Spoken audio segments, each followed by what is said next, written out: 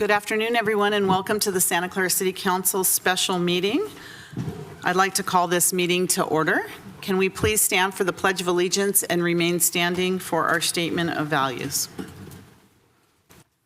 I pledge allegiance to the flag of the United States of America and to the republic for which it stands, one nation, under God, indivisible, with liberty and justice for all. As we gather, we humbly seek blessings upon this meeting. May we act with strength, courage, and will to perform our obligations and duties to our people with justice to all. Let us seek wisdom so that we may act in the best interest of our people, our neighbors, and our country. All this we ask so we may serve our community with fairness and respect, putting their needs before all. Thank you. Thank you. Please be seated. Assistant City Clerk.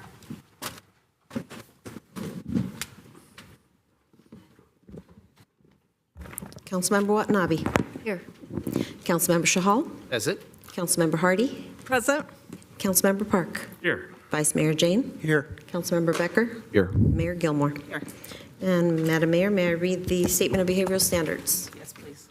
The City of Santa Clara has adopted a code of ethics and values and behavioral standards for public meetings to promote and maintain the highest levels of conduct. This includes mutual respect, robust discussion, and allowing city business to be done in an efficient and consistent manner. Please note that as a presiding officer, the mayor's direction in matters of process and decorum should be followed, and that the use of the gavel indicates all conversations must conclude, and everyone in attendance should come to order and attention. Welcome and thank you for your participation. Thank you. So good afternoon and welcome. For today's meeting, the council is back in person and is conducting its meeting in a hybrid manner. The public is welcome to attend in person, and as the city continues to use a Zoom feature to allow participation from the safety of your home or office, members of the public can still join via the link and/or call into the Zoom meeting phone number shown on the screen now. If you would like to speak on an agenda item or during public presentations, please raise your hand on the Zoom application or press *9 on your phone. Please only raise your hand while the item you're seeking to speak on is presented.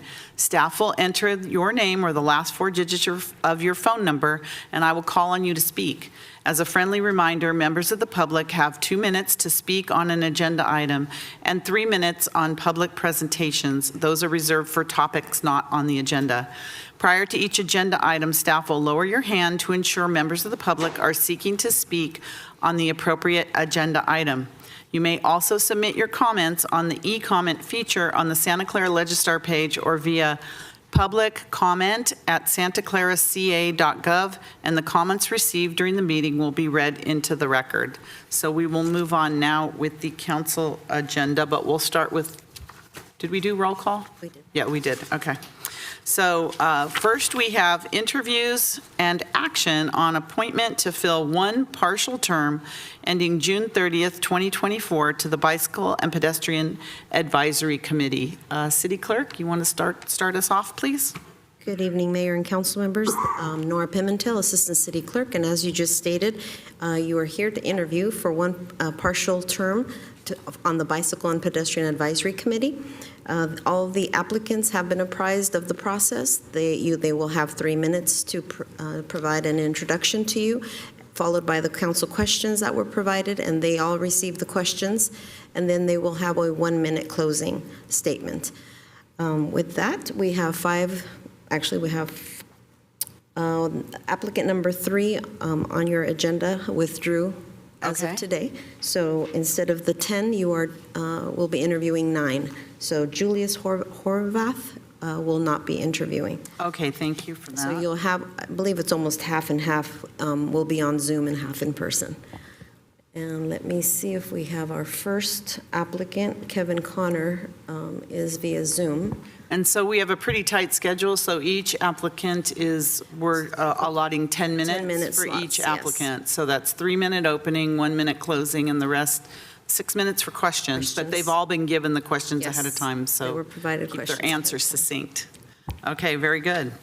Okay, so. Thank you. And we're going to start with Councilmember Becker with the first question, and then we'll go down the line of the council, just rotating, appropriately. Thank you. Sounds good. So without further ado, if you'd like to begin, we can begin with our candidate who is here in person, Mr. Pete Diashin. So we're not doing Kevin Connor first? He's not on. Oh, he's not on. Very good. So thank you, Pete, for being here. We appreciate it and welcome. Thank you. Good afternoon, and I thank you for this interview opportunity. My name is Pete Diashin, and I've lived in Santa Clara for approximately 23 years. I have a beautiful wife of 25 years next Tuesday, and 2 grown sons. We live off Calabasas Boulevard, and we've enjoyed the green bike lane ever since it was unveiled several years ago. Although being a one-way street, it took some adjustment riding our bicycles to the left of the traffic flow. That was very interesting. I've been an avid biker and a walker for that matter for much of my life, and I've seen this population grow, and along with it comes a congestion of cars. I want to be part of a team that continues to make Santa Clara as safe a city as possible. With the career in project management, I've developed senior-level collaboration and communication skills, and I'm comfortable and successful in working with a diverse set of people. I can take some questions now. Thank you. Thank you, Pete. Councilmember Becker, would you like to start us off, please? Sure. Thank you for applying. So the first question we have is, do you feel there should be bike lockers in developments, more bike lockers in developments or public spaces? What would you do to advocate for those needs? Yeah, so in my opinion, bike lockers are more for the longer-term storage. They're most suitable for train and bus stations, where safety should be ensured of the bicycle much of the day.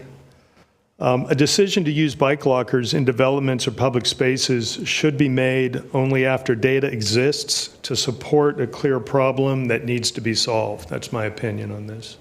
Thank you. Thank you. Thank you. Please tell us about your favorite place to bike in the city. Yeah, so I enjoy riding on the San Tomas Creek Trail. It's literally outside our front door, living on Calabasas Creek. And I enjoy riding to Baylands Park. And I take this trail very often when I ride into work. I work over nearby Levi Stadium. I especially like this ride because it takes me from the hustle bustle of the town out to the peace and tranquility of the San Francisco Bay. Just looking out there over the big landscape there, just pretty amazed that that view is so close to the hustle bustle and all the population that we have. So that's one of my most favorite rides in the city. Thank you. Thank you. I'm wondering if you could give me one pro and one con for the city's shared bike and scooter program that was just implemented. Yeah. Right, I've noticed the bird scooters quite a bit over the last several weeks. I believe on a positive side, this form of transportation other than car is available to our community members, and it would take automobiles off the road. On a negative side, though, I'm not sure Santa Clara drivers are very accustomed to seeing the scooters around our city. Perhaps the e-bikes, absolutely, but the scooters, I'm not so sure. And I feel we really need to have a more robust safety measures in place, which is even more important, given that these are new vehicles for our city members, and I just think it's more important to have more robust safety measures for that. But I think it's a great opportunity to use those for very short trips to the market and whatnot. So I'm glad to see those in place. Thank you. So what do you think of implementing the Vision Zero program in the city of Santa Clara? Right, so every single city should have a goal of 0 bicycle and pedestrian deaths. I would want to discuss that streets oriented east-west have additional illumination for sunrise and sunset driving. In February of 2020, our neighbor across the street, Barbara, was killed by a driver blinded by late afternoon sun at the corner of Calabasas and Cabrillo. Even though she was walking in the crosswalk, the driver was driving towards the west and the sun was blinded there. So this was truly a senseless and preventable death. With business, many decisions are made with the lens of saving money or making money. And I feel this committee should remember the value of all of our lives as we develop a safer city and review the policies and the measures to support this vision. Thank you. Thank you. Thank you for applying, Mr. Pete. How would you categorize and address challenges for elderly, expectant mothers, toddlers, and others who may not easily walk or bicycle to destination but not limited to grocery stores, schools, and restaurants? Yeah, all three of these groups of people are important. I would say that with our aging population, we should review pedestrian timers on busy streets to ensure that they have enough time to cross the busy streets. Getting stuck in the center median is a dangerous place to be stuck. Thank you. No. All right, I think that's the extent of our questions for you. Yeah. Pete, if you'd like to give us a closing statement. Yeah, so I just thank you again for your time. I'm excited for this opportunity to aid in the development of the Bicycle and Pedestrian Committee. And I'm especially interested, given the ongoing development of El Camino and the development of our downtown. I'm sure there's ample opportunity to improve and continue to improve the safety of our pedestrian and bicycle population. So thank you again. No, thank you for applying, and you're welcome to stay. We're going to be making a decision right after we go through all the interviews this evening. It'll be around 7 o'clock-ish to 7:30. All right. Thank you for applying. We appreciate you. it. Thank you. Okay, Madam Mayor, we are going to invite Ken Kratz. We still don't have our first applicant on yet. so Okay, we'll if we move- can all pull up Ken's application, and we're going to start with Councilmember Watanabe. Oh, do we I'm have going Ken to on the promote- line? Oh, I'm going to sorry, promote Ken him. goes first. Are you here, Ken? Not yet. Oh. But when we question, it'll start with Councilmember Watanabe. Can you hear me now? Yes, we can, loud and clear, Ken. Okay, good. I'm still getting used to all this. I'm home. I'm worried about COVID, so I thought this would be a better way to do it. That's So, fine. So if you could, I have, you can start, Ken, with your 3-minute opening, and then we have our 5 questions and then a minute closing. So whenever you're ready, Very- Ken, go ahead. very good. Thank you. Mayor Gilmore, council members, and members of the public. My name is Ken Kratz, and I'm an applicant for a position on the Bicycle and Pedestrian Advisory Committee. My wife currently serves on the committee and has mentioned to me she will not run again when her term expires at the end of the year. So there should not be a conflict of interest under those circumstances. I have submitted a lengthy application that describes my qualifications and interest in the position that I will now briefly review, as well as mention a few more details. I'm a long-term resident of the city. I worked for the city as a public works inspector for 26 years. That included the inspection of the construction of 2 phases of the San Tomas Aquino Creek Trail, in addition to numerous street paving projects, sidewalks, curb ramps, and the installation of bicycle lanes and traffic signals. While employed at the city, I commuted to work by bicycle. I served on the BPAC for 6 years, and I'm familiar with its duties. I made significant contributions not only as a member.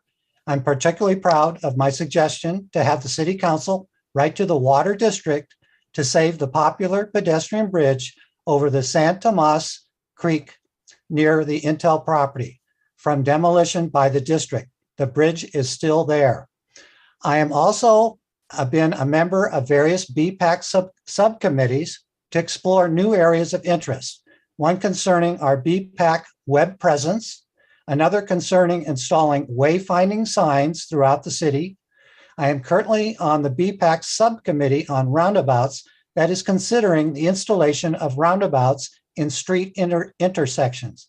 I prepared scaled drawings for installing roundabouts in selected intersections along Forbes Avenue that presently feature stop signs. I've also volunteered for various civic functions and events, including helping on the city's Bike to Work Day and Bike to Shop Day, as well as my long volunteer service to provide a bike repair clinic program for youths in the challenged city of East Palo Alto. I want to help the committee make recommendations to the city council that will improve cycling and pedestrian conditions so that more people will want to ride bicycles and walk to destinations in the city rather than drive a car. I want to help the committee find solutions to reduce the crash rates between motor vehicles and bicyclists and pedestrians.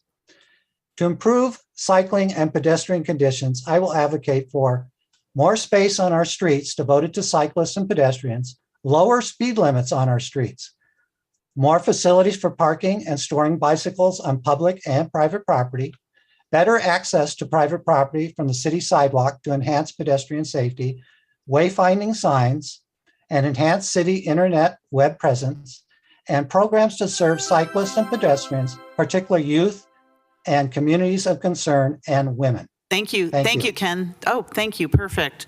All right, we're going to start with our questions, Ken. We're going to start with Councilmember Watanabe. Hi, Ken, and thank you for applying. So the first question is, do you feel there should be more bike lockers in developments or public spaces?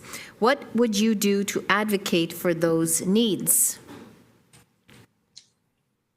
Yes, there should be more bicycle lockers in developments and public spaces for longer-term bicycle parking, over an hour or so, in order to protect the bicycle from inclement weather and theft. These lockers should be well ventilated to allow a wet bicycle to dry in order to reduce rusting. We need a coordinated system of bicycle storage and parking throughout the city, from residences to workplaces, schools, and businesses. I understand the city is developing requirements for these bicycle storage and parking facilities at new developments. I attended a recent BPAC meeting where a proposed bicycle rack standard for new developments was being considered. I asked the city planner in charge of the specification to specify flat work materials and minimum distances to walls and other obstructions in order to improve the utility and maintenance of the bicycle rack and the surrounding environment. As a member of BPAC, I would continue to review the standard for adequacy. I would also investigate the program in the city of San Jose that uses public funds to install bicycle racks in existing public spaces located on private property to see if our city can implement the same program. As there are more people using public transit to get to work, lockers are particularly needed at train stations, light rail train stations, bus stops, and bus station hubs. I would advocate for more of these storage facilities based on outreach to commuters and public transit operators. The city's webpage devoted to the BPAC should include a section for the public to leave comments about needed pedestrian and bicycling improvements around the city, including bicycle lockers and racks.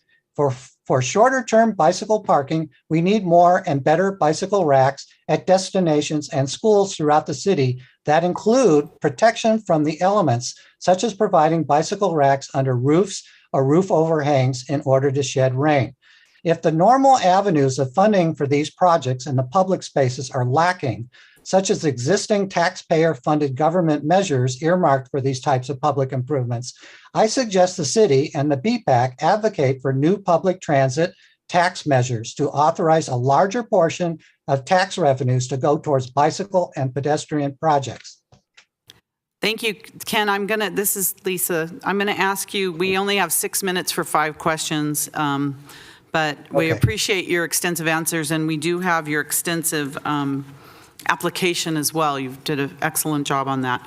So, Councilmember Park. Hello, Ken. Please tell us about your favorite place to bike in the city. It should be easy. Yeah. While I enjoy the Santa Masakina Creek Trail for sheer fun and views of nature and the surrounding hills, my favorite place to ride is the Old Quad, with an architecture guidebook by my side to discover and look at the old homes, as well as read about their history and significance to the city. I like to walk with my wife to local grocery stores with my cart to do our grocery shopping. Councilmember Becker. Thank you, Ken, for applying. So my question for you is, give one pro and one con for the city's shared bike and scooter program. Yeah. One pro for the shared bicycle and scooter program is that it will hopefully provide another alternative to using automobiles for shorter trips around town, as well as an alternative to driving to and from public transit parking lots. I have 2 cons of equal importance. One is the parking situation for the scooters, where they may block pedestrians and disabled people from using our sidewalks that are usually only 5 feet wide. I think the city will have to designate, and install parking areas for these bicycles and scooters as needed. This will be an ongoing problem requiring periodic attention by the city. with the help of the BPAC. The second con of this program is that the scooters and the shared bicycles require the use of a personal electronic device, a cell phone, to unlock the bicycle or scooter and pay for the service. I do not have one of these devices. They are cost prohibitive for me. Why can't a credit card be used to pay for this service? If appointed to the BPAC, I would like to look further into these problems with other BPAC members. Thank you. Thank you, Ken. What do you think of implementing a Vision Zero program in the city of Santa Clara? I think the Vision Zero is a good program and should be adopted and implemented by the city if it has not already been done. According to what I can find online, the city's planning commissioners at their study session in December of 2019 provided a wish list that included adoption of Vision Zero. And San Jose has a Vision Zero plan, the fourth city in the United States to do so. Our city should follow their lead. The goal of Vision Zero is to reduce and eventually eliminate traffic deaths and severe injuries on our roadways. Methods used to accomplish this goal is evaluating and improving our roadways with new safety measures. Community engagement is a component of this program. The BPAC will play a central role in suggesting ways to accomplish the goals of the program. Thank you. Thank you, Ken. How would you categorize and address challenges for elderly, expectant mothers, toddlers, and others who may not easily walk or bicycle to destinations like, but not limited to, grocery stores, schools, and restaurants? That's an excellent question. I would categorize and address the challenges as follows. The Santa Clara Valley Transportation Authority has much information on their website addressing these challenges, particularly for the elderly and the disabled, by describing public and private services available in the county. In addition to the public bus and light rail service options, VTA offers a Paratransit service, the Americans with Disability Act Paratransit Service, a shared ride service that is currently serving the transportation needs of those with disabilities. I would like to see if that program could be expanded to provide service for expectant mothers or those with toddlers. The city needs to review the efficacy of these VTA options for our residents who do not drive and cannot walk or bicycle to destinations and make recommendations to VTA for improvements.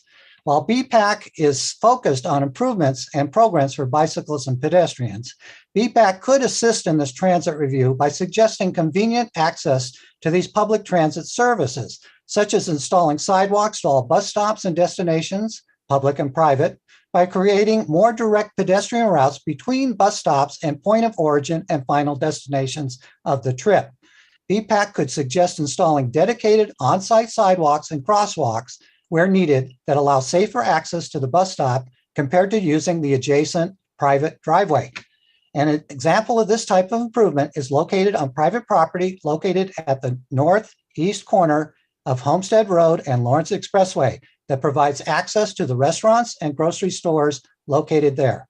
Other improvements to address those challenges include lengthening crossing times at traffic signals, installing cameras to lengthen crossing times when a pedestrian or cyclist is detected in the crosswalk or intersection, increasing lighting at intersections, and installing more crosswalks and pedestrian crossing signals.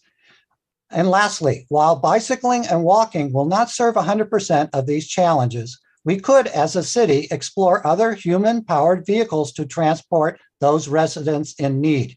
A company in San Jose provides a pedicab service. It's EcoCity Cycles, and our city should look into this service for our city. Thank you. Thank you, Ken. So thank you for all those answers. It's time now for your 1-minute closing statement. Yeah, I appreciate the opportunity to address the council, and I am a dedicated Santa Claran.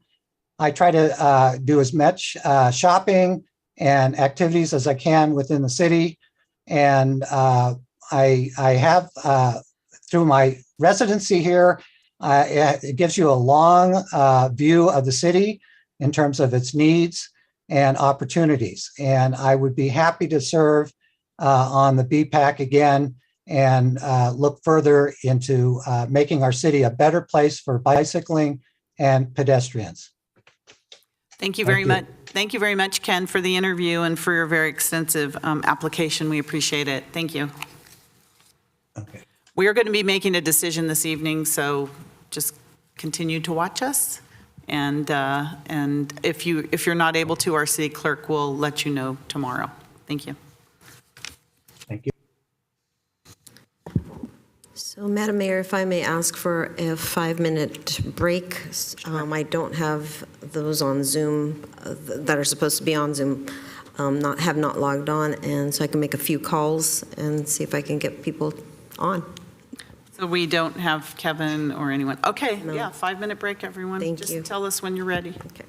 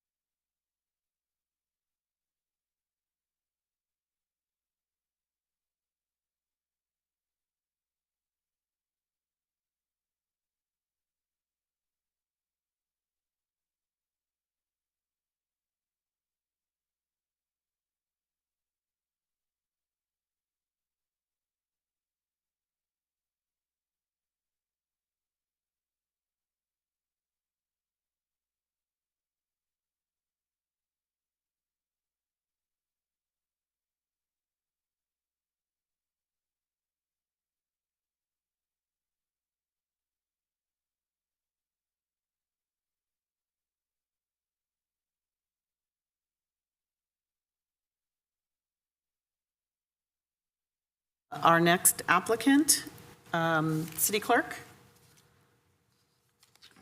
Thank you, Mayor. Our next applicant is Leek Sang Lim, and he is attending via Zoom, so let me move him over.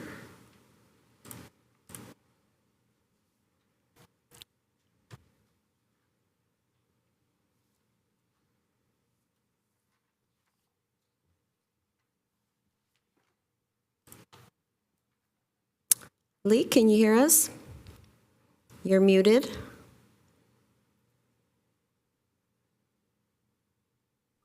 Yes, can you hear me now? Yes, and if you want to turn on your camera, that would be good. 1 second. There you go. We see you now. Okay, good.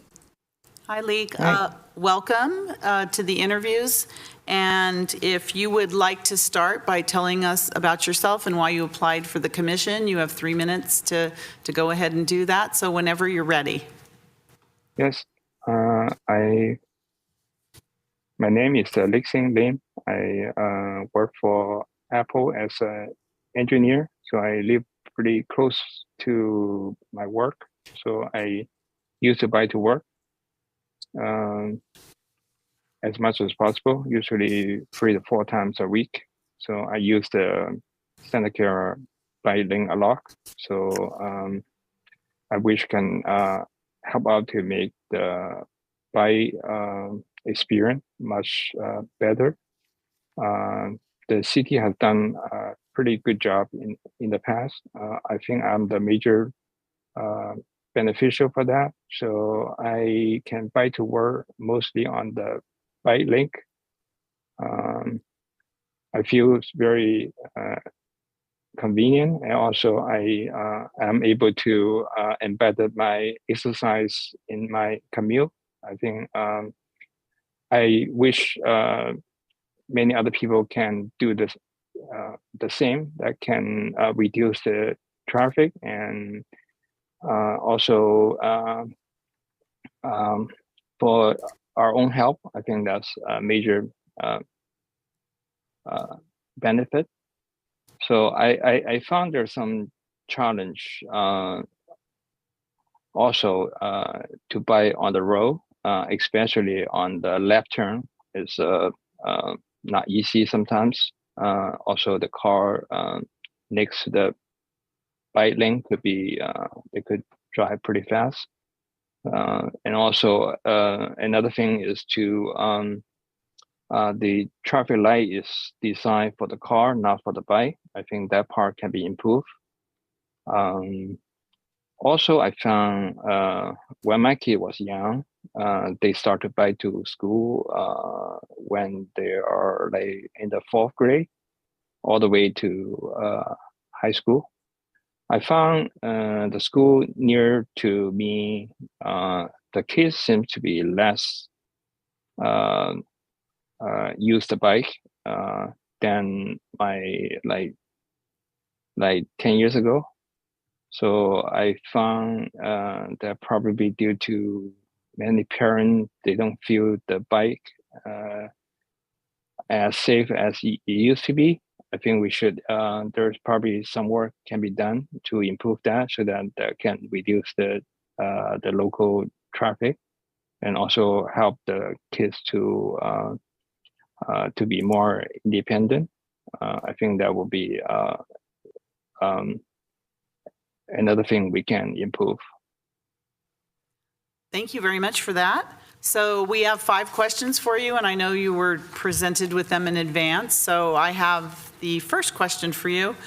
Do you feel there should be more bike lockers in developments or public spaces? And what would you do to advocate for those needs? I think the bike locker is only useful when there is like a traffic, like a hub, for example, a bus stop.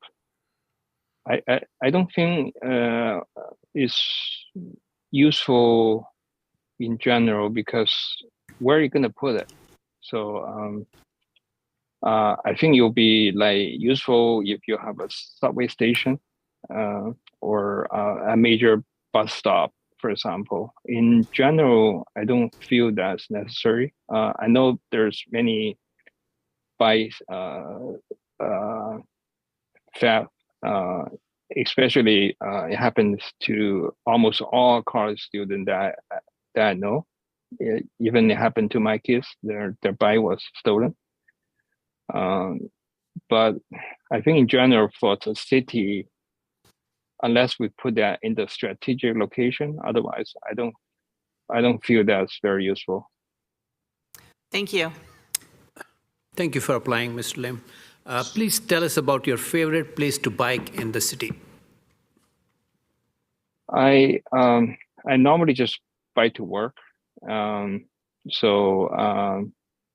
I feel if I can use my time that I can use my time better. Otherwise, I'm gonna drive anyway. So if I drive to work, it take 10 minutes. If I bike, it take around 15 to 20 minutes. So it's about the same. So I actually very enjoy to and from to work. Actually, I think that's the best use of my time. I don't usually bike during the weekend because I have some other activity as well. Thank you. Hi, Lake, thank you for applying. My question for you is to give one pro and one con for the city's shared bike and scooter program. Oh, actually, I don't know that surface at all. So does share bike means I can borrow a bike? Yes, the bird, Okay. if you see the scooters on El Camino and some of the major Oh, streets, okay. those Right. are. Oh, I saw the scooter recently. I have not used it myself. I use it when I travel to other city, like San Francisco. So I feel that very convenient. I think one of the problem I see near my street is those scooter was like placed like at the sidewalk, which is I think it should be like parked in the probably in the market location, because otherwise you block the sidewalk. So I do see people actually use them. I think they just need to be managed better so that they park in the area people can find them. Okay, thank you. Hello, Beck. Thank you for applying. Next question Thank is, you. yes, what do you think of implementing Vision Zero program in the city of Santa Clara? Sorry, can you explain what is that? So Vision Zero is trying to make sure that we have zero deaths, zero deaths in the city. Yeah, I think that's important. I think one of the reasons is once a while you'll hear like a cycler or pedestrian was like barely injured or killed even. So it happened to my kids' high school. There was a kid was killed on the way to school. So that was very sad. I think especially in the area that close to the school area. So if possible, we should try to implement like more safety feature. For example, the segregated bike link, and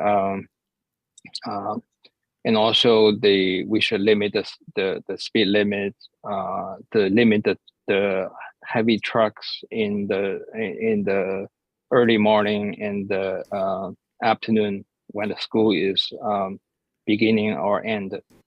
So I think that particular incident I mentioned was there was a out of the area truck passed by a student who was biking to school and was unfortunately killed by the big trucks, which drive too fast, and the trailer was like jump over that particular students. That actually stopped many parents from allow their kids bike to school. Thank you. Go. All right, thank you. The next question we have is, how would you categorize and address challenges for elderly, expectant mothers, toddlers, and others who may not easily walk or bicycle to destinations like, but not limited to, grocery stores, schools, and restaurants? Right.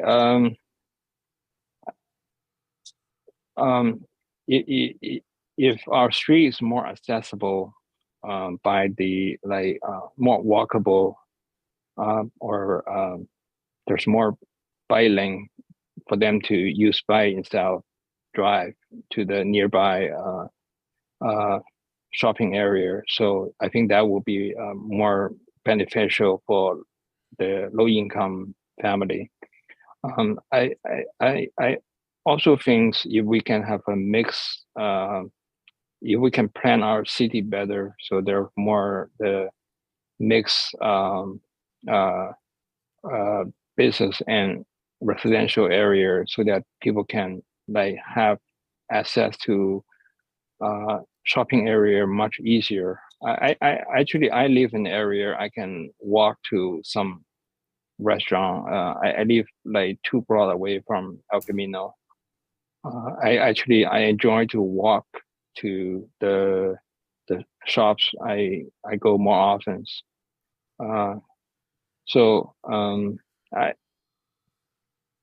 I think this goes beyond just the bicycle or pedestrian itself. Is more on this to do of our city planning. Thank you. All right, Lick, if you'd like to give us your 1-minute closing statement. Yeah, I live in the city. I hope I can help wherever I can. So I really appreciate what the city has done. I think there's certainly area we can do better. As a citizen, so I wish I can do my part to help wherever we can. So I think that's all I'm going to say. Thank you, and thank you for applying and taking the time to join us this evening. We will be making a decision right after the rest of our interviews, so you're welcome to keep online with us. If you're not able to, our city clerk will inform you of our decision tomorrow. Again, Thank you so much. thank you for applying, Lick. Thank you. Thank you. Bye-bye. Bye. Okay, Madam Mayor, we'll move on with Robert Mardell, who's here in person. Robert's here in person. Wonderful. Please come forward. Yes, please. Thank you. And welcome this evening. And I think you've just listened to an interview or two, so you know that we'd love to hear about you. And if you give us a 3-minute opening statement, you know what the questions are, so whenever you're ready. Hi, I'm Rob Mardell. I'm a 12-year Navy veteran. Just wrapped up 22 years of owning a bike shop here in the Valley. Worked a lot with the Bike Coalition. Most of my time in the Navy was a nice segue of what I did in owning a bike shop was help foster a sense of security and comfort in the biking community. Every day I dealt with customers that were crashing either on their own or had vehicle to bicycle interaction, or just simple the road itself was a hazard. What's that? Oh, sorry. Sorry. No, we'll give you extra seconds. Oh, yeah, no worries. So I'm all about making sure that from my experiences around the world of leading bike tours to dealing with customers in the bike community to working with our very own bike coalition is to make sure that cyclists feel comfortable, and that could be something simple like signage to safer streets or implementing new ways that bicycles don't know how to behave on our streets. It's a matter of, as our previous interviewee said, I've had kids in the city. They've all been hit by cars on the road here on their way to school. My poor son was hit 5 times, but it's just the way it is. And that's why I'm here, is to make it not that way of thinking that our fellow Santa Clara parents can't trust their kids to go to school without possibly not making it to school. And I think there's some easy ways to help with that. And I'll cover this again, but I think, classic road diet to better signage, to better street lines, to better road surface conditions that happen anyways. Questions? Yes, we have 5 for you. So Yay. Yes, we'll start with Councilmember Hardy. Do you feel there should be more bike lockers in developments or public spaces? What would you do to advocate for those needs? This is a personal opinion, by the way. I don't believe that advocating for bike lockers in apartment complexes and in new developments is a great plan. Sorry if I step on anybody's toes. But on the other side, my wife's been using a locker at the Santa Clara train station past 15 years, and she loves it. It's one of the highlights of her day is riding to the bike station and then getting on the train, going to work, and then coming home and having a nice bike ride home.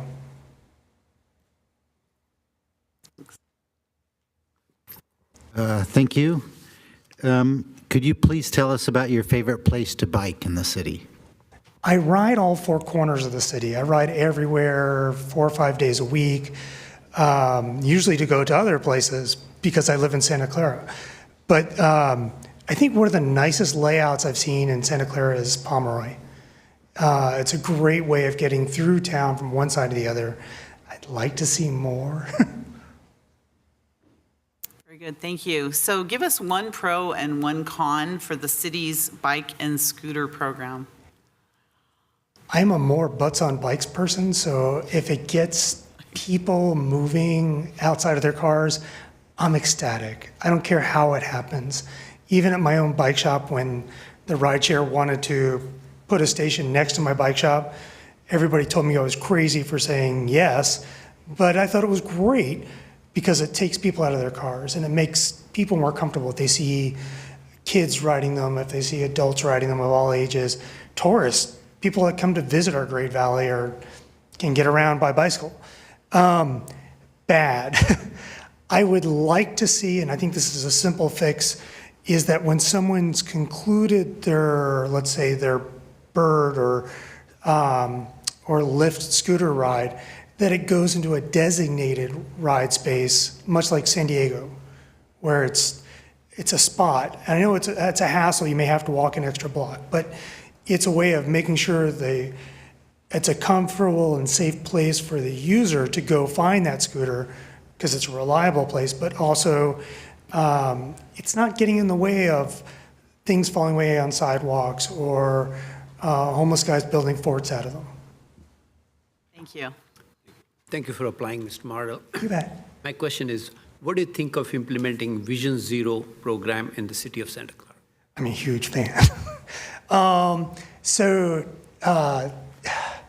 It's a great way of collecting data to make sure that those who have been injured or have lost their lives, that it's coded as a bicycle-related death or a pedestrian-related death, and that it's not just thrown under the table of, oh, that's just an accident and moving on. And nothing is learned from that loss.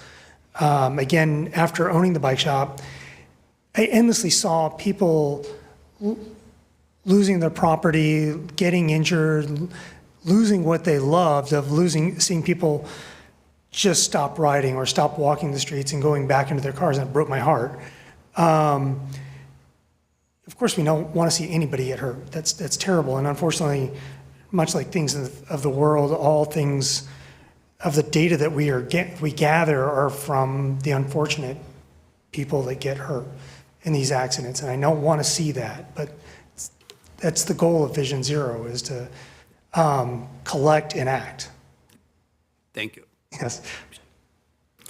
Thank you for replying, Robert. So my question for you is, how would you categorize and address challenges for elderly, expectant mothers, toddlers, and others who may not easily walk or bicycle to destinations like, but not limited to, grocery stores, schools, and restaurants? I'm going to use the El Camino as my example. I find the El Camino a very dangerous habitat. And that's, of course, where many of the elderly and children will approach a vehicle to get into a vehicle to get around. So they're not walking to where they're going to be shopping or eating. They're not riding bicycles, and definitely not riding skateboards or lift scooters. So they're typically getting to a shopping area. Let's take our Santa Clara downtown or the El Camino. They're getting there by car, parking, and getting around. If everything's kind of oriented around the vehicle, then they're not going to feel safe getting to those spots. So the unfortunate, ugly word of traffic study, to collecting data to find out what are the best pathways for those people. And kind of going back a step is, I feel that if an environment is deemed safe for bicycles and pedestrians, it makes it much more safe and welcoming for the elderly who, let's say, are in walkers or whatever.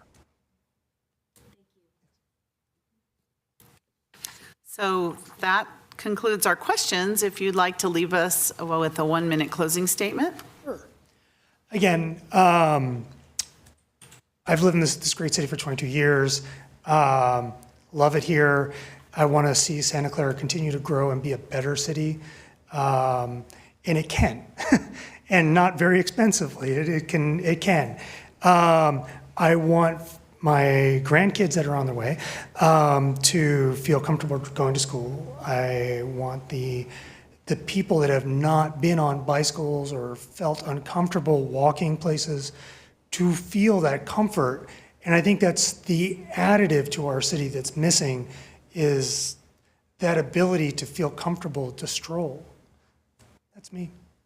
Very good, thank you. We appreciate you applying and coming in person this evening as well. We are going to be making a decision right after our interview, so you're welcome to stay and listen to the rest of the interviews. And if not, our city clerk will let you know tomorrow of our results. Thank you so much. Thank you, Thank everybody. you so much for applying. Thank you. Okay, our next candidate is Abhijit Pandey. Wonderful. Welcome. Glad you're here. If you'd like to take a moment and tell us about yourself, a 3-minute opening statement whenever you're ready. Good evening, Mayor, and good evening, council members. I'm a Santa Clara County resident for past 20 years, and recently I'm moving my residence from Milpitas to Santa Clara. And past 2 years, I was the commissioner for Science, Technology, and Innovation Commission. And before I go there, I'll just talk about my background. Like I was born up in the city of Delhi and Chandigarh, and my engineering from Delhi College of Engineering, and I have 2 masters. One master's is from Northeast, from New England area in electrical engineering, and one master's here from UC Davis. It's an MBA. For my work profile and work experience, I'm an engineer by background and worked in companies Dell, McAfee, and General Motors. The work that I have done is in mobility area, and as an entrepreneur, I worked with connecting cars to the repair shops, and that got me to General Motors, and where they were, at that time, they were investing in Lyft and looking at Canadian e-bike companies where they could invest in. And I looked at their apps, their bikes, and what could that bring to the portfolio of General Motors. Currently, I'm at Sleep Number Labs, and we have Sleep Number. It's a mattress retail giant, and my work involves wellness and health and collecting biometrics data from the sleepers and to make their night sleep better. And For my family, I'm married with a kid who goes to Stratford Middle School,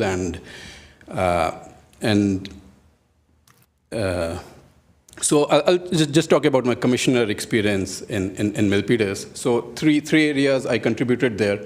One was in the drone technology. I worked with looking at the policies that city needs to get drones into the city. The other area was on odor sensors, where Milpitas suffers from odor coming from Old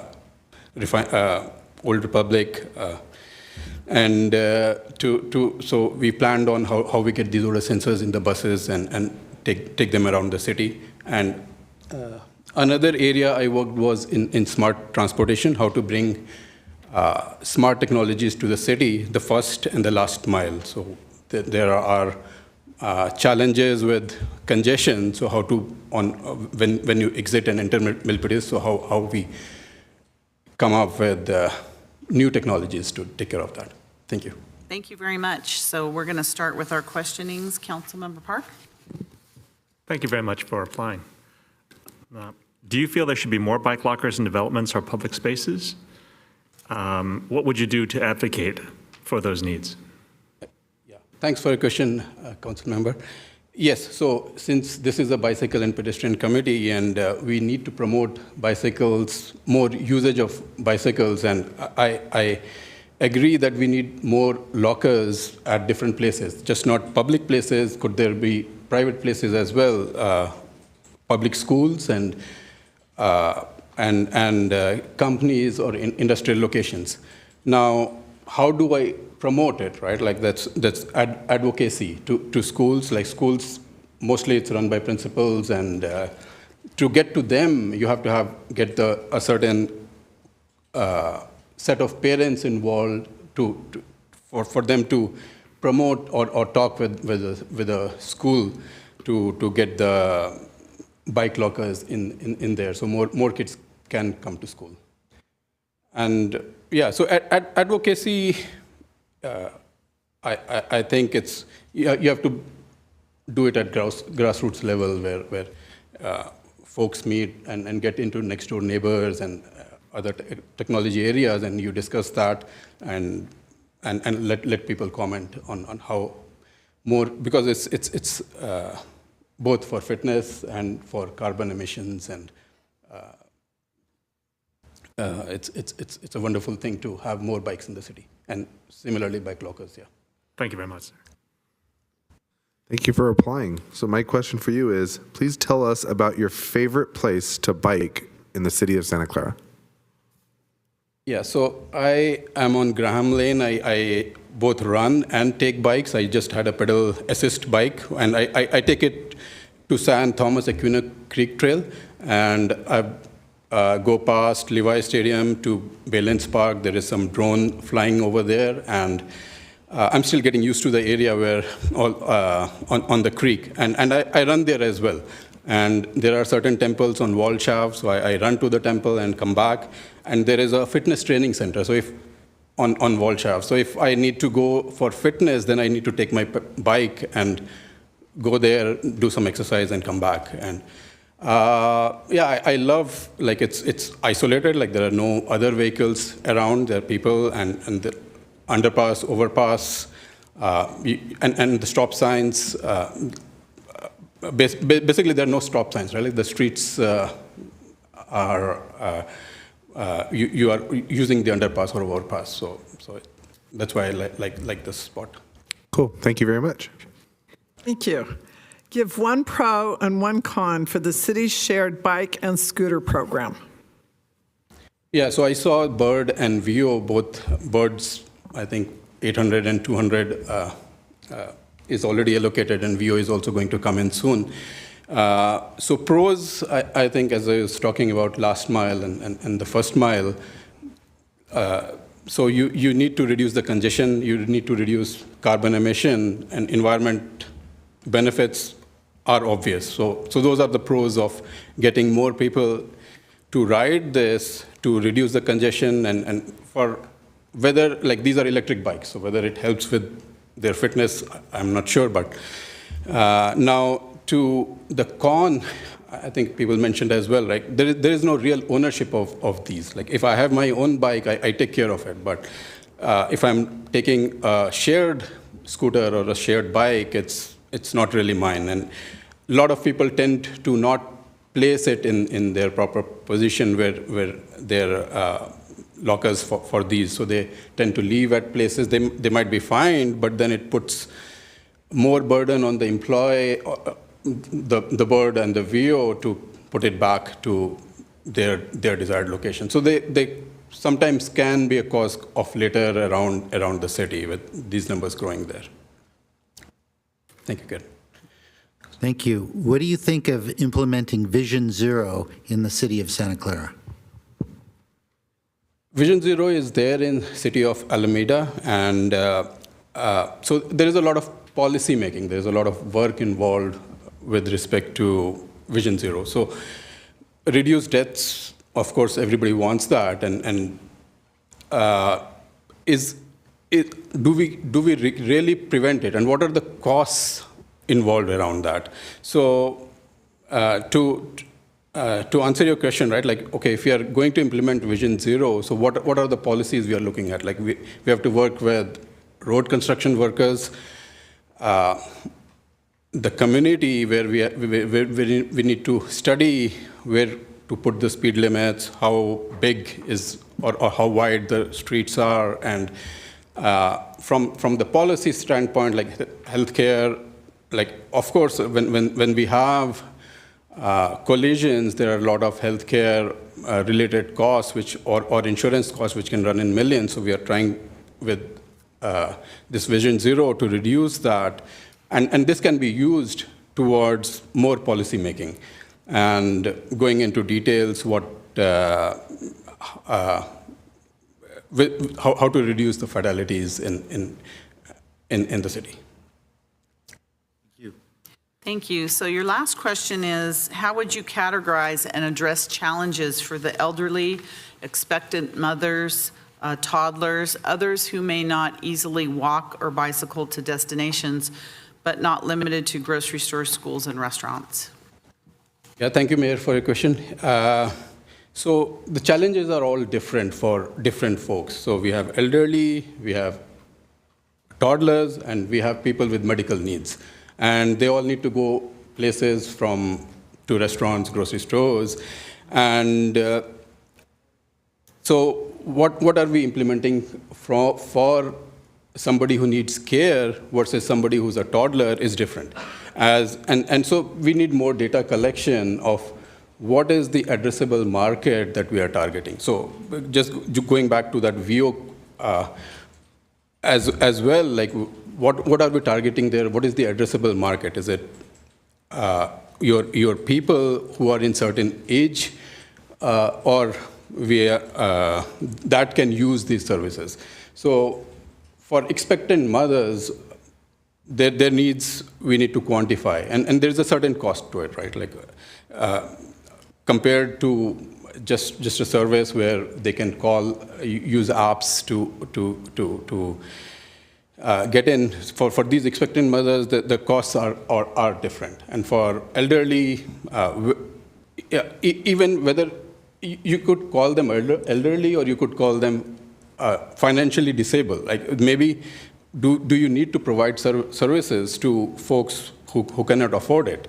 So first quantify what is the problem we are trying to solve, who to target first, what is the number of elderly in Santa Clara and what is their need, what is the people with expecting mothers, what is their need, and then we come up with a policy or come up with a plan of how to better their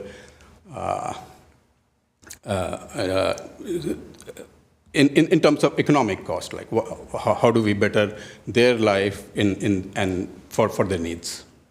Thank you. Thank you for that. So that's the end of our questions. If you'd like to give us a 1-minute closing statement. Sure. Yeah, so at Sleep Number, I've been doing a leadership role where I have teams from Ukraine and I get well along with people. Like it's a leadership position, but I work as a servant leader. So you have to work with understanding what the other person level is and what your level is in ensuring there is cohesion with what your deliverable is.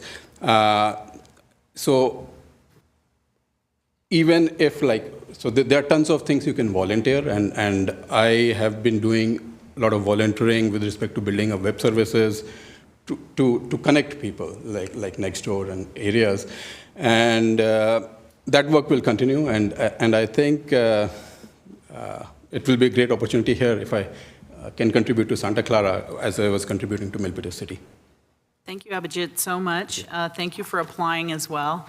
We're going to be making our decision right after these next few interviews, so you're welcome to stay. And if you're not able to stay, our city clerk will inform you of our decision tomorrow. But thank you so much for your application and for spending the time to come down here. Thank you, Mayor. Appreciate Thank you, it. council members. Thank you. Our next candidate is Perry. Oh, Perry's here. Yay. Good evening. I think it's evening now. Good evening. Yes, Welcome. good evening. Welcome.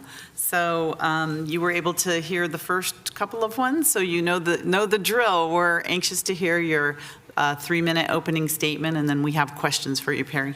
Thank you. I'm Perry Penven. I live here in Santa Clara for the last 26 years. I'm an avid bike rider. I ride on average 100 miles a week.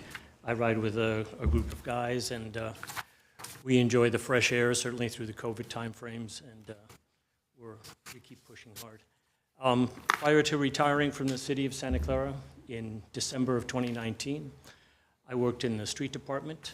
I worked in the traffic division for 10 years. That's where we do the striping, signage, putting down the legends, and the bike lanes. Then after that, I worked in the street department.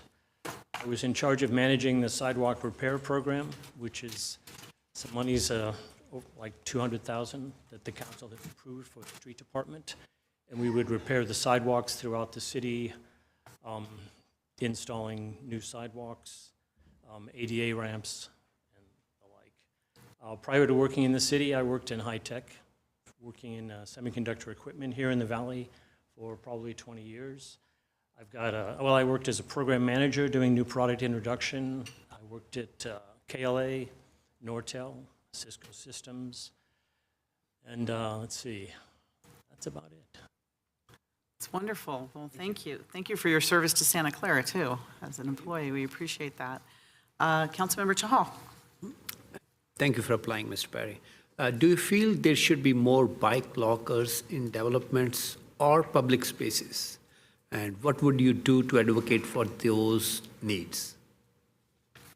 I believe the more lockers, the better. I would like to see more bikes made readily available. So I think it's good for the program. I think one of our challenges is to advocate throughout the city, throughout California, to get people out of their cars and into bicycles, making it a bike-friendly environment. So I think it's a good idea. Thank you. Hi, Perry. Thank you for applying. So my question for you is, please tell us about your favorite place to bike in the city. Well, I live, let's see, just off Benton in Live Oak Drive by Santa Clara High School. So I use Pomeroy to Cabrillo, and then take the San Tomas Creek Trail out by the stadium and the like. So that's one of my favorite places. It's certainly through COVID, lots of fresh air and opportunities to get out. There are lots of bikes out there commuting every day, so it's a lot of fun. And it's the more bikes, the better. We get we educate the motorists by having more bicycles on the street, so that's a good thing.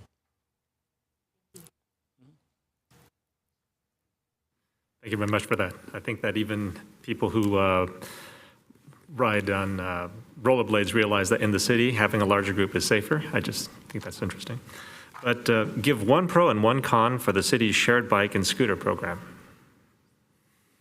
I think the pro is obviously getting people out of their cars and onto environmentally friendly transportation modes. The con, I think, is most of the people here have contributed to is that you end up getting your city littered with scooters and bikes and the like because they're not oriented to being dropped off in specific areas. They should be maintained by the owners who charge them and take care of them. They should be collected, I think, on a daily basis and serviced and centralized. Thank you very much, sir. Thank you for applying, Perry. You're welcome. My question for you is, what do you think of implementing Vision Zero program in the city of Santa Clara? Well, my understanding of Vision 1 is limited. What I know about it is the data collection portion, which I think is valuable, and I think it's one of the things that I think is missing in our outreach to citizens in Santa Clara is the ability to educate them about the environment of biking. And I think that getting information together through that program is a good way to do it. The more that they understand what's going on their streets, the more supportive they would be to changes that we might make to support bicycles and pedestrians. Thank you. Thank you. How would you categorize and address challenges for elderly, expectant mothers, toddlers, and others who may not easily walk or bike to destinations like, but not limited to, grocery stores, schools, and restaurants? I think in the future of the program, it's important to specify areas where you limit traffic. Traffic calming is very well. Traffic engineering is using it throughout the city, and I think by limiting the number of lanes, the speed, in particular areas where there's grocery stores and lots of people converging around schools and the like, I think that application would help those people who have special needs.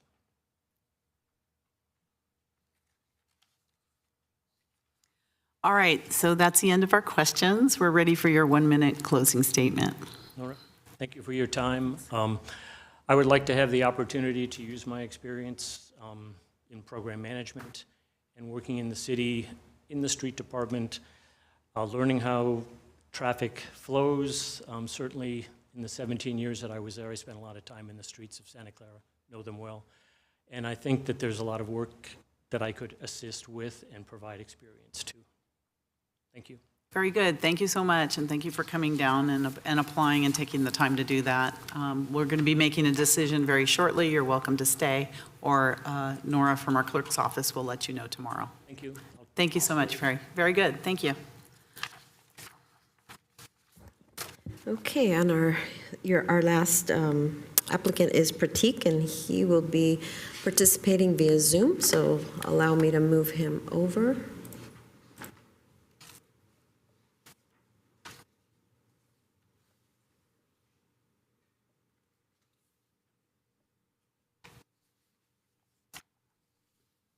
There he is. Hello, Pratik. Hello, Pratik. Welcome. Welcome to the interview. We are going to start with your 3-minute opening whenever you're ready. Tell us about yourself and why you applied for this commission. Yeah, hi. My name is Pratik Patil, and I'm living in Santa Clara for last 2 years, and I bike a lot, mostly on Sundays. I go down St. Thomas Creek, Baylands Park, and come down through Guadalupe.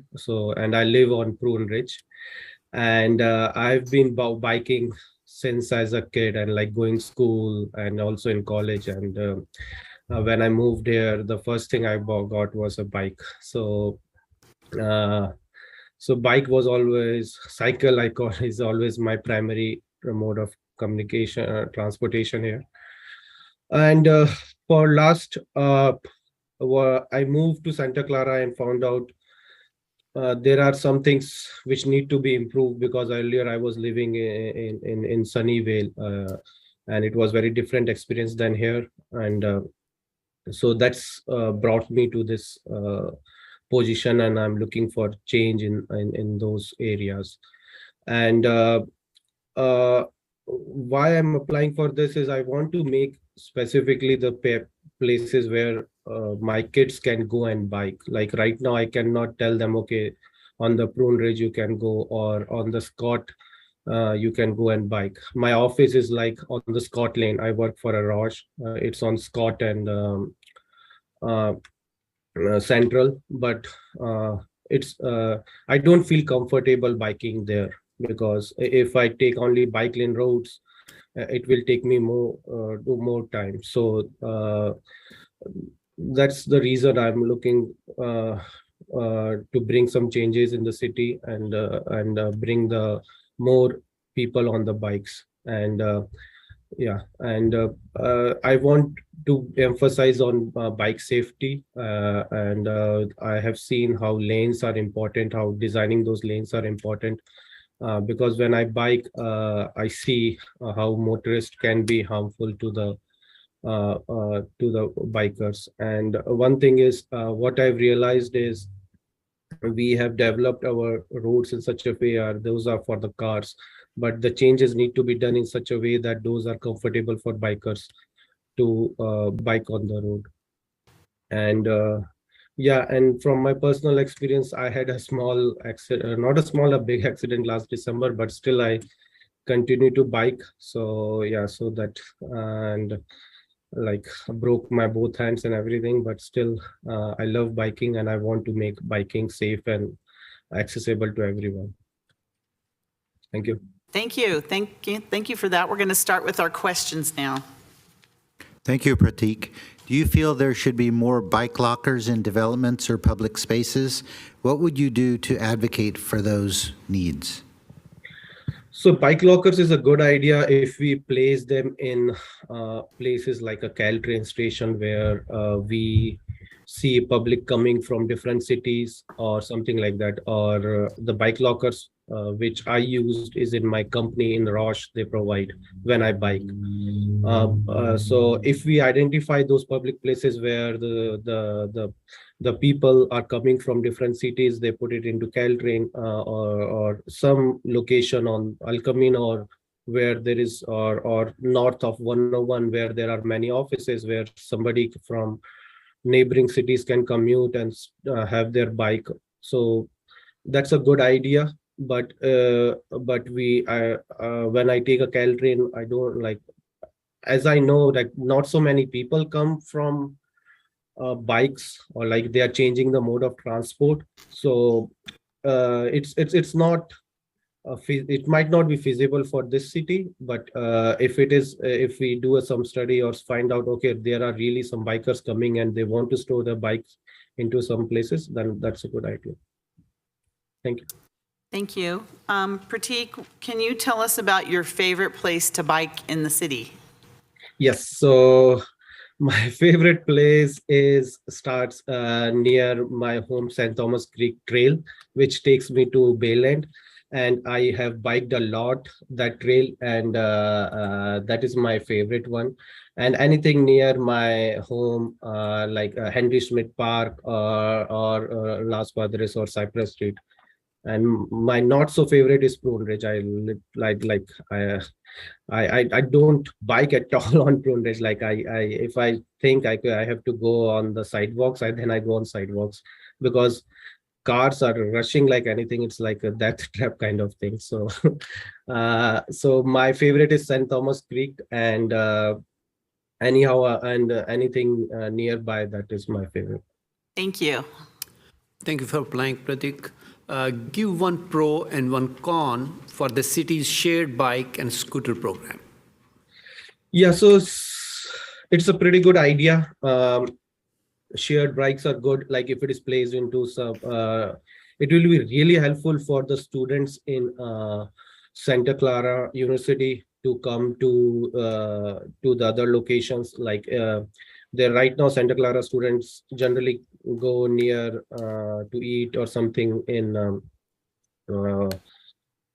what's the Scott and El Camino, the shopping near Target and all this. But if they want to go further, they can take that. And it's good. Scooters are good program, but they are sometimes nuisance. Like you can see them lying around,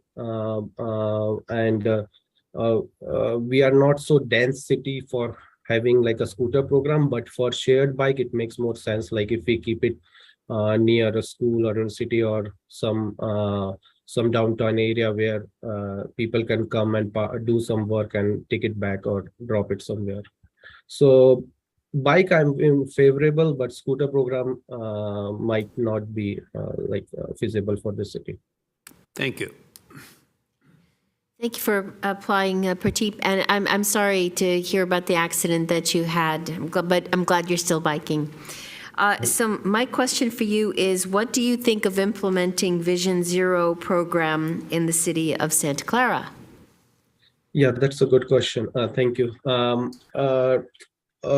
Right now, if I'm on the road and when I'm biking, I should feel comfortable. But our roads and the bike lanes are not designed in such a way that I feel comfortable.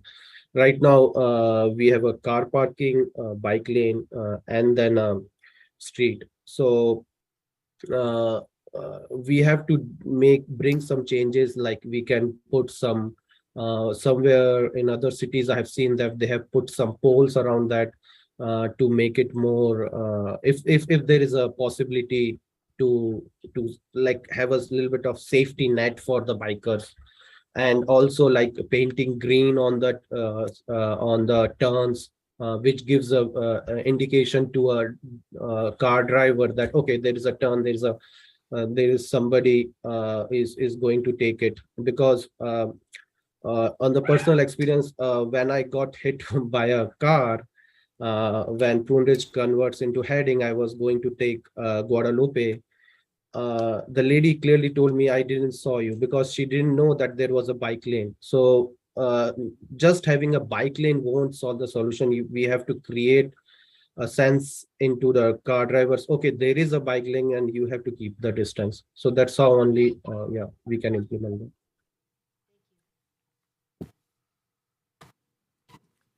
Thank you very much, Prateek. How would you categorize and address challenges for elderly, expectant mothers, toddlers, and others who may not easily walk or bicycle to destinations like, but not limited to, grocery stores, schools, and restaurants? Yeah, okay. So this is a good question. I can talk about toddlers because when I try to take my kid to park and when I'm on the Prune Ridge, it's a challenge. Like, okay, you cannot bike on that, but I have to go to inner streets, and there also the cars are going. So the biggest, I think, challenge for kids is the safety net. We don't have it right now, but we have to create that. And one of the example is the Cypress Street, where we share the bike lane, but sometimes the cars are parked there. So and also on Homestead, I have seen multiple times that cars are parked, not anymore, but during COVID where they were allowed, but some trucks are standing there. So there are challenges, like if we have a bike lane also, it is not it's not implemented in right way. So we need to identify what is the root cause, and or somebody from the transportation side to suggest how this implementation is done.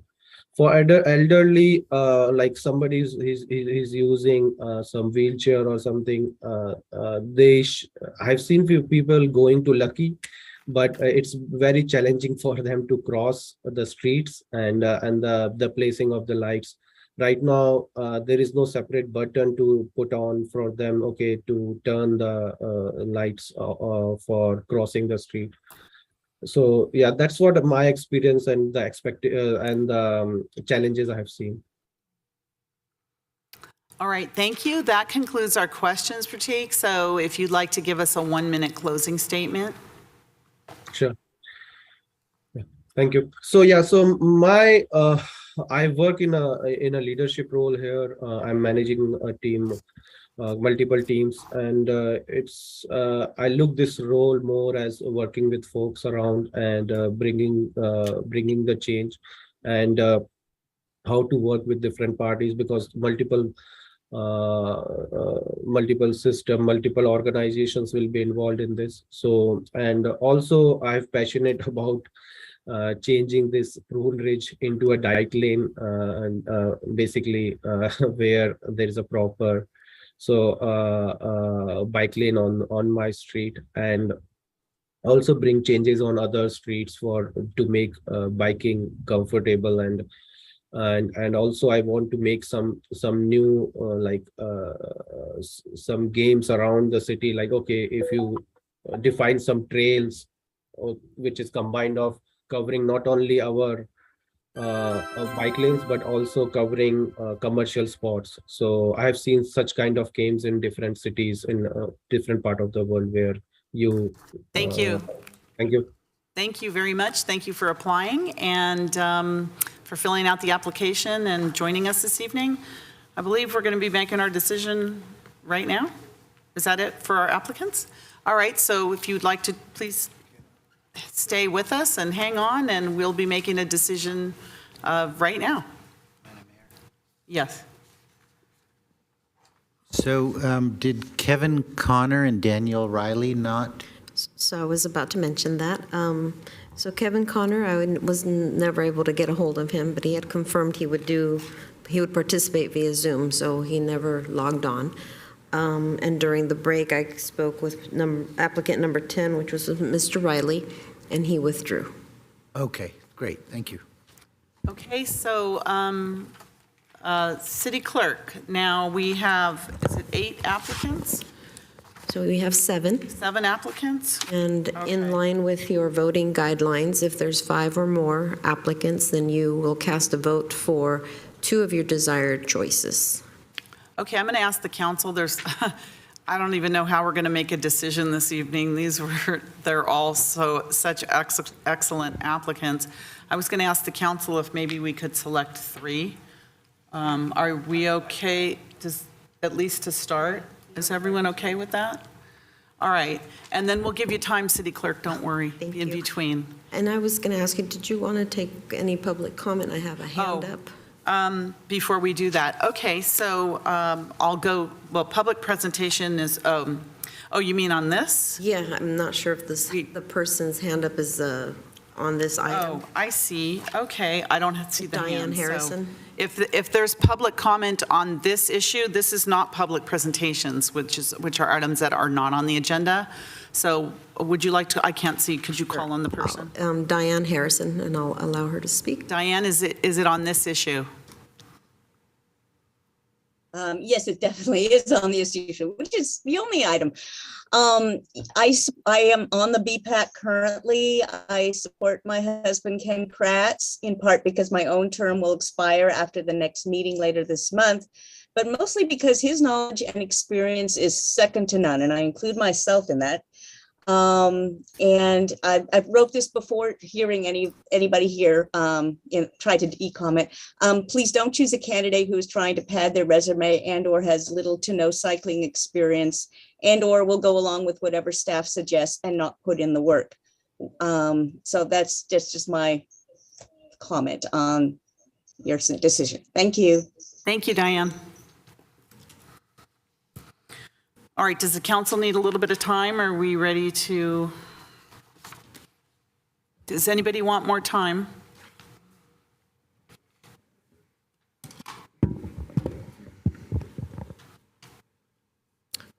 So we're ready.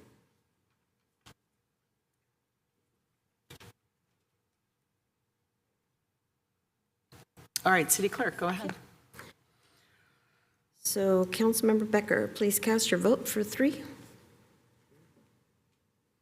My first will be Perry. My second will be Pratik. And my third will be Ken. Councilmember Hardy, please cast your vote. Yes. My first is for Peter, I'm going to say it wrong, Dyson, I think it is. And my second is for Robert Mardell. And the third is for Perry. Penvey. Thank you. Vice Mayor Jane? Ken Kratz, Pratik Patel, and Robert Mardell. Madam Mayor? Okay, I have Perry, Abhijit, and Robert. Councilmember Chahal? Ken Kratz, Abhijit, and Pratik. Thank you. Councilmember Watanabe. Thank you. Boy, this is tough. Robert Mardell, Abhijit Pandey, and Pari, please. Okay. And Councilmember Park. Yes, I vote for Perry, Pratik, and Ken. So just give me a minute to tally this up. Sweet.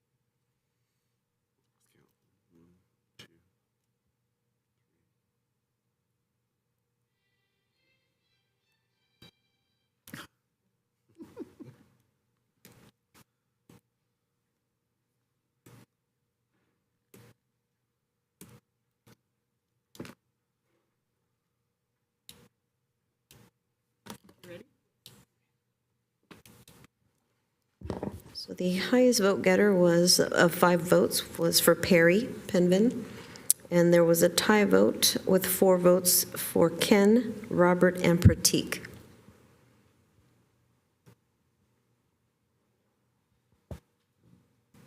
So because we have 5 votes, could we consider a motion for Perry to be appointed and put Ken, Robert, and Pratik on our eligibility list?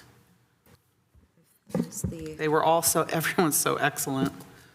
I'll motion that then. All right. I'll second that. So we have a motion and a second to appoint Perry Penveny, am I saying it right? Penven. That's nice too. Perry Penven to the, it's a partial term ending June 30th, 2024. Would he be automatically eligible for another term after that? I'm not sure how this works in relation to our other commissions. So they're on the same track now as our boards and commissions. Same as the boards and commissions. Okay, very good. So we have a motion. Who made the motion? Councilmember Becker, second by Councilmember Chahal.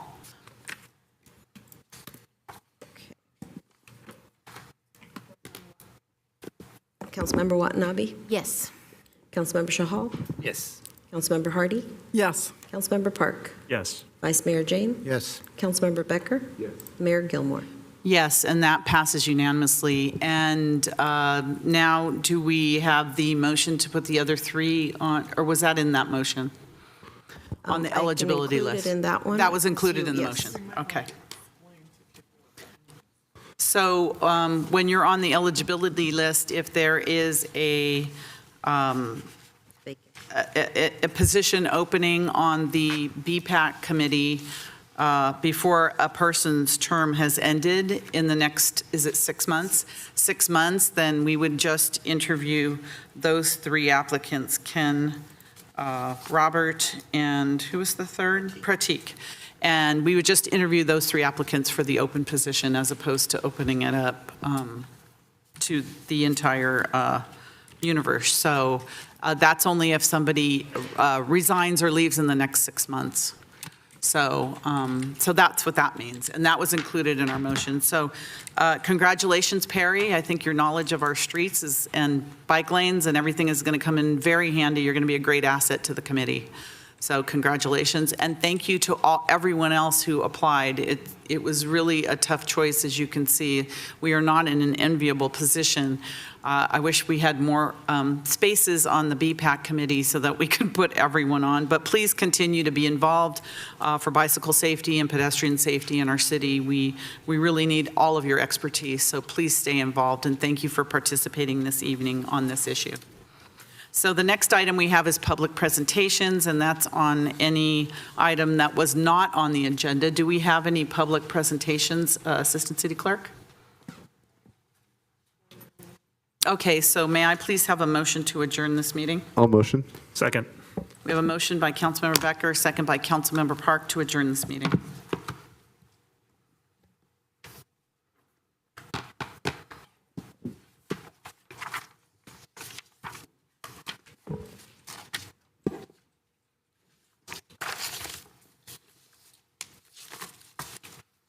Councilmember Watanabe? Yes. Councilmember Shahal? Yes. Councilmember Hardy? Yes. Councilmember Park? Yes. Vice Mayor Jane? Yes. Councilmember Becker? Yes. Mayor Gilmore? Yes, and that passes unanimously. This meeting is adjourned. Thank you very much. Have a good rest of your evening, everyone.